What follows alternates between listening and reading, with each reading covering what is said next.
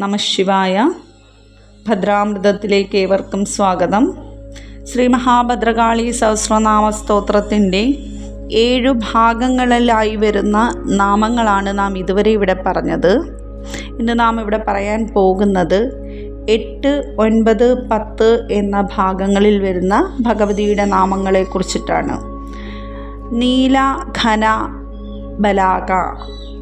നീല നിറമുള്ളവളും വളരെ ഭാരമുള്ളവളും. നീലാഘന എന്നാൽ എപ്രകാരം മേഘസമൂഹം കൂട്ടമായിരിക്കുന്നു അപ്രകാരം ഇരിക്കുന്ന ശരീരത്തോടു കൂടിയതുമായ ദേവി. എല്ലാവർക്കും പ്രിയയായി ബലാക എന്ന ഹംസ പക്ഷിക്ക് തുല്യമായിരിക്കുന്നു. കാരണം ഈ പക്ഷി മനോഹരിയെങ്കിലും അതീവ ശക്തിയുള്ള ഒരു ഹംസമാകുന്നു. മാത്ര, മുദ്രപിത, അസിത. മാത്രയായിരിക്കുന്നതും അഥവാ ഒരു ഹ്രസ്വാക്ഷരം ഉച്ചരിക്കുന്നതിനെടുക്കുന്ന സമയമാണ് മാത്ര. ക്ഷണമാത്ര ശബ്ദം എന്നത് പ്രണവമന്ത്ര ശബ്ദത്തിൻ്റെ ഒരംശം മാത്രമാണ്. അഖില ചരാചരങ്ങൾക്കും ശബ്ദമായിരിക്കുന്നവൾ മാത്ര.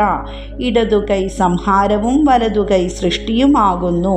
രണ്ടിൻ്റെയും സംയോജനം കൊണ്ട് ദേവി സ്ഥിതിയെ ചെയ്യുന്നു. മനോഹരമായ കരണങ്ങൾ കൊണ്ട് മുദ്രാപീഠത്തിൽ വരാഭയം തുടങ്ങിയ പലവിധ മുദ്രകളെ പാലിച്ചുകൊണ്ട് യമുനാ നദിയുടെ കാളിമയാർന്ന അസിത ലോകത്തെ പരിപാലനം ചെയ്യുന്നു. ഭ്രാമി, നാരായണി. അക്ഷരാത്മികയായി ബ്രഹ്മാവിൻ്റെ ശക്തിയായിരിക്കുന്നവൾ. സപ്തമാതൃക്കളിൽ ഭ്രാമി പത്മനാഭ സഹോദരിയായിരിക്കുമ്പോൾ ദുർഗനാരായണിയാകുന്നു. ശേഷശായിയുടെ പത്നിയായ ലക്ഷ്മിയായിരിക്കുമ്പോഴും ദേവി നാരായണീ ഭാവത്തിൽ വിഷ്ണു ശക്തിയാകുന്നു. ഹിമാചൽ പ്രദേശിലെ ചമ്പയ്ക്കടുത്തുള്ള ബാർമോറിലെ ബ്രാഹ്മണി ക്ഷേത്രം സുപ്രസിദ്ധമാണ്. ഭദ്ര, സുഭദ്ര, ഭക്തവത്സല. കുബേരപത്നിയായിരിക്കുന്നവളും സർവഭാഗ്യങ്ങൾക്കും കാരണഭൂതയായിരിക്കുന്നവളും മംഗളത്തെ നൽകുന്നവളുമായ മഹാകാളിയെ ഭദ്ര എന്ന് വിളിക്കുന്നു.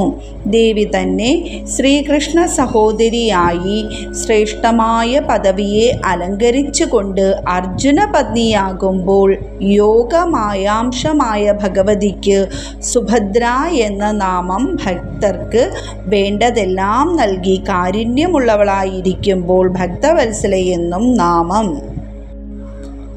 മഹേശ്വരി, ചാമുണ്ട, വരാഹി, നാരസിംഹിക. സൃഷ്ടിക്കു ശക്തിയായി ഭ്രാമിയും സ്ഥിതിക്കു ശക്തിയായി നാരായണിയും സംഹാരത്തിന് മഹാദേവശക്തിയായി മഹേശ്വരിയായും ദേവി അവതരിച്ചു.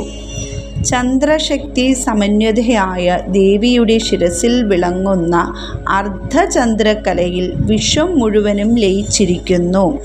ചണ്ഡമുണ്ഡന്മാരെ വധിച്ചതിനാൽ ചാമുണ്ഡി എന്നു നാമം. യമദേവ ശക്തിയെങ്കിലും ചാമുണ്ട സ്വതന്ത്ര ശക്തിയായാണ് വിളങ്ങുന്നത്. അതുകൊണ്ടു തന്നെ മറ്റു മാതൃക്കളെ ഒരുമിച്ച് ആരാധിക്കുമ്പോൾ ചാമുണ്ടയെ സ്വതന്ത്രമായി ആരാധിക്കുന്നു. താമസിക രുദ്രയായ ചാമുണ്ഡി മറ്റു മാതൃഗണങ്ങളെ അപേക്ഷിച്ച് അതിരൗദ്രയെന്നും സാരം. ദേവി തന്നെ വരാഹമൂർത്തിയുടെ ശക്തിയായി വരാഹിയാകുമ്പോൾ നരസിംഹശക്തിയായി നരസിംഹികയായും മാറുന്നു. വജ്രാംഗി, വജ്രകങ്കാളി. വജ്രത്തോടുകൂടി സർവാംഗ മിന്നൽ തിളക്കത്തോടെ ശോഭിക്കുന്ന ദേവിയെ വജ്രാംഗി എന്ന് വിളിക്കുന്നു. മിന്നൽ പിണരുകൾ കുതിച്ചുയരുന്ന ശിരസ്സോടെ ശോഭിക്കുന്നതാരോ വജ്രകങ്കാളി എന്നറിയപ്പെടുന്നു. പങ്കാളി ദേവിയെ അസ്ഥിപഞ്ചര രൂപയായി താന്ത്രിക കർമ്മ അനുഷ്ഠാനങ്ങളിൽ ധ്യാനിക്കുന്നു. ശരീരത്തിൽ മാംസങ്ങളൊന്നുമില്ലാതെ അസ്ഥി മാത്രമായി സൂചിപ്പിക്കുന്നത് ജരാനരകൾക്കപ്പുറം കടന്നു നിൽക്കുന്ന ജീവൻ്റെ ശക്തിയെയാണ്. ദേഹത്തെ ശ്രദ്ധിക്കാതെ കങ്കാളം അഥവാ അസ്ഥികൂടം മാത്രമായി തീർന്ന് ധ്യാനയോഗങ്ങൾ അനുഷ്ഠിക്കുന്ന